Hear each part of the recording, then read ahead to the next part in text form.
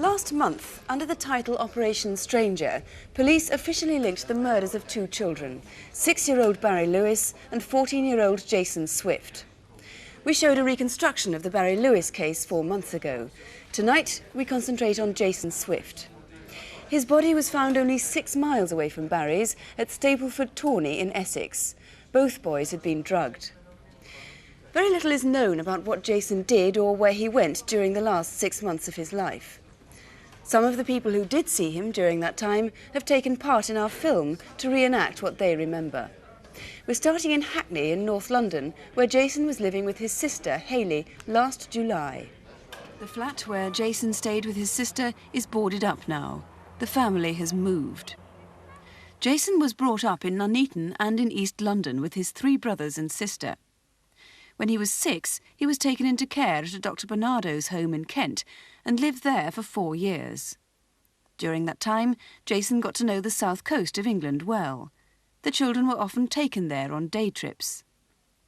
He went back to live with his mother in 1981, but left there in June last year to stay with his sister Hayley and her husband Adam at their flat in Hackney. Going down the market, Jason. Do you want to come? No, I think I'll stay here. Are you sure? Yeah. You know, I'm really happy here. What are you going to do while I've gone? I'll just play Monopoly for a while. OK, then. See you later. Right. Bye. Bye.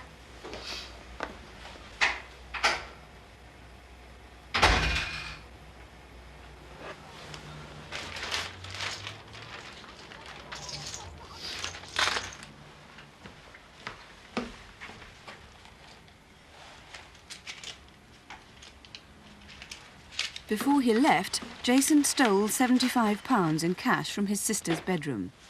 He took with him his clothes, a few books and his Monopoly set packed in plastic carrier bags. The door was sort of open, but we thought nothing of it. We thought he might have gone round to the shops or something and just forgot to shut the door. About 15 minutes later, we noticed the money had gone. And then we noticed all the insides, the Monopoly had gone, all the board and all the money and that had gone. That's when we realised he'd run away. That was on the 6th of July last year. The investigation into Jason's murder spans the 6 months up to the discovery of his body in November.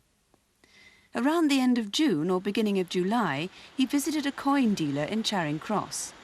Jason liked to collect foreign coins and had often called before, but this time he'd come to sell. Morning, Jason. I wonder if you got to buy these. Place them on the tray.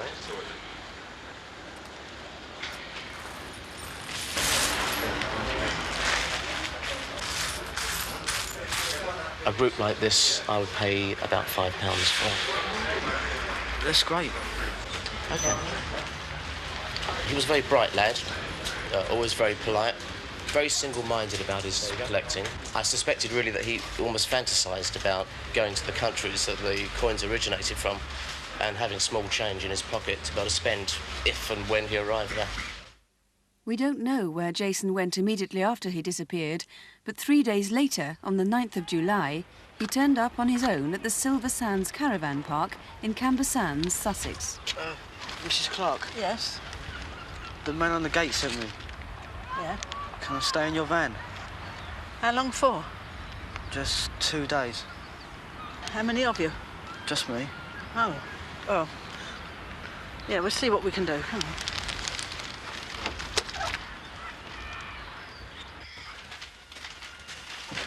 This is the van. Nice, large van. So you're on your own then? Yeah. Don't you ever come out with your parents? No, they let me travel on my own. It's like an adventure. I'm supposed to be visiting a friend in Hastings. Oh, well, that's all in the same area. You're not far from there, you know. No. I thought you would have had a friend with you, company to go about with. A friend? No, well, I had a friend stay with me once and he stole money from me. So I don't trust anyone. He hadn't been here long when he came back with the key and he said, I'm going for a swim. So he went for a swim, and when he came back, I suppose it could have been within the hour, I knew he'd been for a swim because all his hair was all wet. And then he went in, but I think he might have been down for fish and chips. The next day he went for a walk to Rye. He said he was going to Rye. I didn't see much of him that day at all. I couldn't make out really how old he was. I thought, you know, 12, because he had 2 front teeth missing and he seemed such a young child. Very quiet, reserved in his way, I thought. Didn't seem to... well, he wasn't a pushy boy. I rather took to him, really. Jason made contact with his family twice at the end of July. On the 22nd of July, he sent a postcard to his mother. The card, now marked by various forensic tests, had been posted on the south coast. Dear Mum, I'm okay and not to worry. I'm working with the fair at Southend, so don't worry. See you soon. I'm going to the north soon. Jason Swift. In fact, police now know Jason wasn't with the fair at Southend. Around the same time, Hayley's husband, Adam, received a phone call.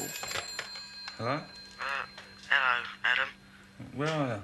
I'm staying with a friend from school and his father.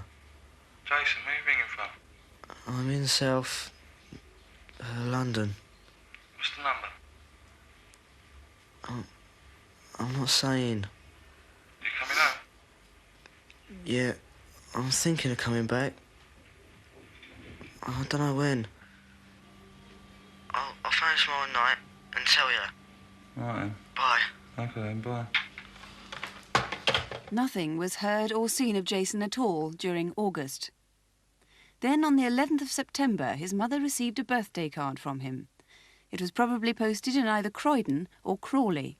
Dear Mum, I haven't forgot you, so don't worry about me. I'm all right. I'll come and see you in the next few months. Happy birthday, from Jason.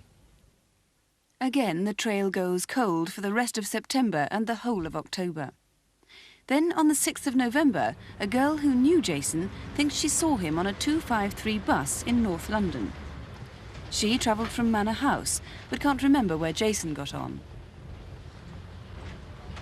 When she got off at Mare Street, Hackney, Jason was still on the bus. About 3 weeks after that, Jason was murdered. He'd been drugged with tranquilizers and asphyxiated. Well, Detective Chief Inspector Derek Cass, there's one very important element in this case which we haven't so far mentioned, isn't there?